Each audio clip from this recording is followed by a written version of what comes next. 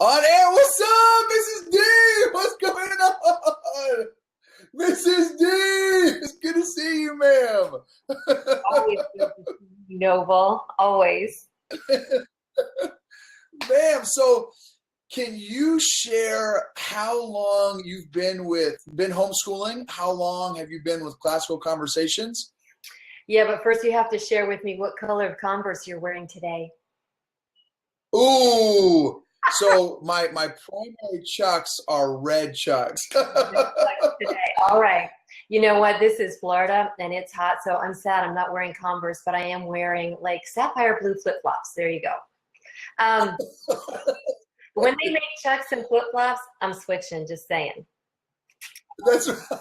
That's right. I have been homeschooling for 10 years, I think. Yeah, 10 years. I have a student that's already in college, and he is actually flying home from Morocco today. So keep him in your prayers. Yes, ma'am. That's great. That's exciting. So you've been homeschooling for 10 years, and have you been with Classical Conversations for 10 years? For 9. For 9 years. Okay. My ninth year. Yes. Wow, that's great. Okay. And you've been in leadership with Classical Conversations for a number of years as well, right? Yes, it was one of those things that when I joined CC, it was one community, like in a 500-mile radius, and it was full. So the only way to have the blessings of CC was to start a community. So yes, you just sort of, you start baptism by fire. Yes, we started a community and have been directing ever since. Yes. Wow, that is exciting. And so, ma'am, I'm assuming you've been to one or two practicums in your days. Yes, I don't know if you ever get enough of them because they're each so unique in their own way, but yes, I never miss them. And so how many practicums would you say you've been to? Oh my. I don't know. I would say probably 4 a year, and just parts of them. Sometimes I always get to one full one, but sometimes I just go to a day or something of another, and you have friends in different communities. So I would probably say about 40. Wow. Okay, that is awesome. Well, maybe 10 full ones and 30 part of ones. How about that?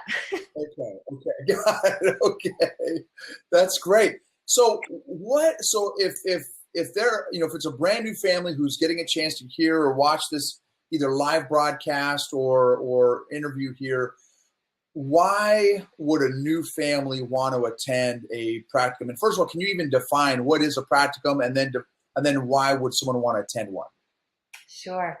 One of the things that helped me, I didn't really know what a practicum was until somebody defined a practicum for me, so I think that's a great question. Practicum is Latin for practice.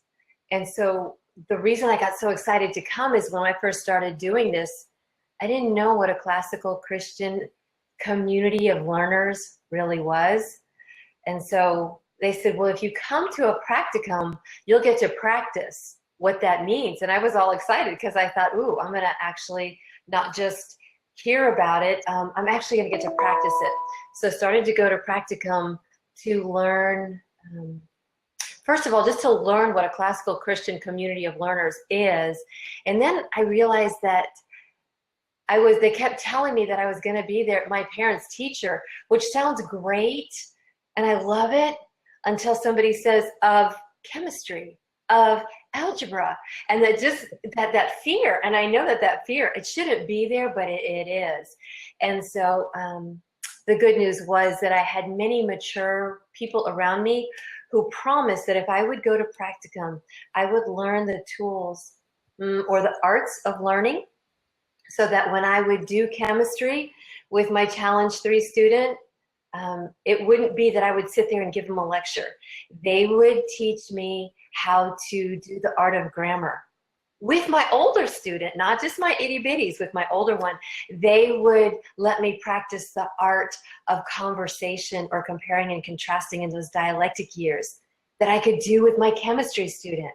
And then they would also help me to practice the art of rhetoric, or just helping my student speak what he learned winsomely.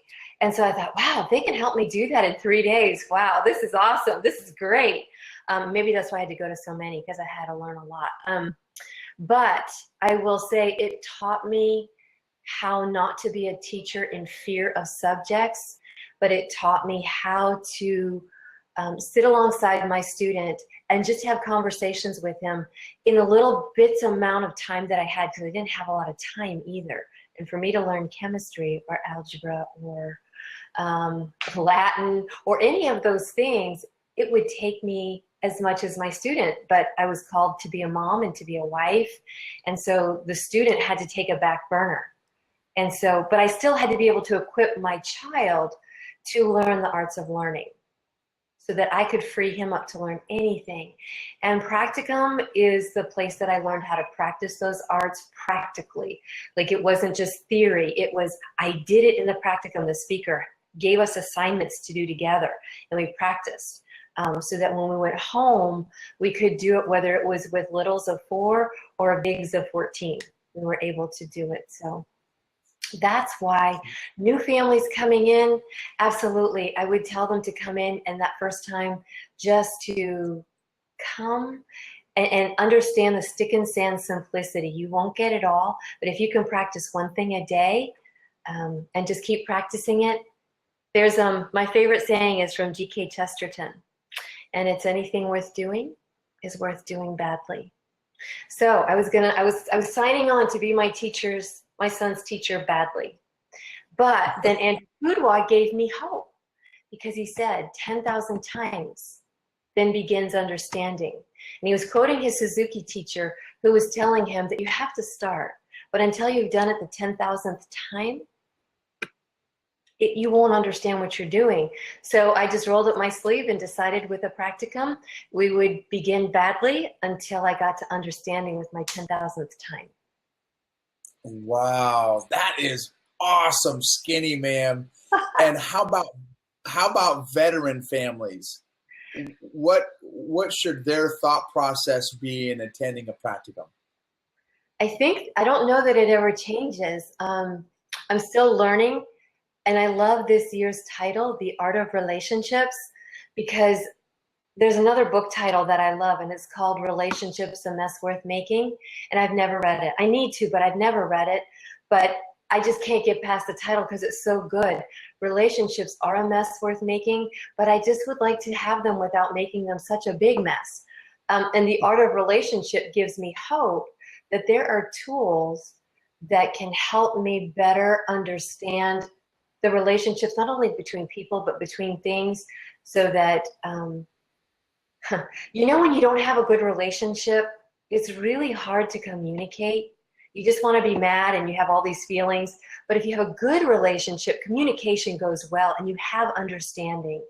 So my prayer is that as we go through this Practicum season, whether you're a new or a veteran, that the art of relationship, the understanding of how we relate to things, affects our relationship to it. And we can have a good relationship and truth and understanding, or we can have a bad relationship and untruths, and it changes that relationship to where there's fear. So the beauty of a veteran family is this is not your first time hearing it. It's like Essentials. Those fire hose family, you know, you have so much information, there's so much going on, and you're scared to death because it's new, it's different. Those veterans, they should, if I could ask anything of them, to love those new families. If that's my first role for you, yes, there's still more for you to learn, but you'll learn it in a state of rest because you know what to expect. But those new ones are scared. It's different.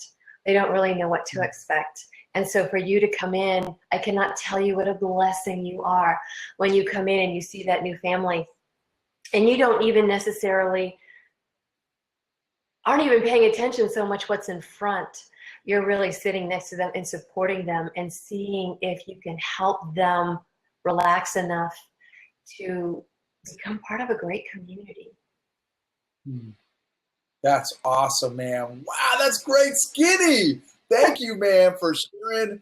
You always have gangster Skinny to learn and glean from. I totally appreciate it, man. Thank you so much for your time. God bless you, and please give the family big hugs for me. I will. Thanks, Noble. You too. God bless you. All right. For those of y'all that are watching, please check. You can go to the website, parentpracticum.com, to find out more information about practicums. You can go to the Classical Conversations event calendar and find a local practicum near you to be able to attend and be able to apply some of the great information that Mrs. Doto shared with us today. So thank you, Mrs. D. Have a super day, ma'am. Thank you. Bye.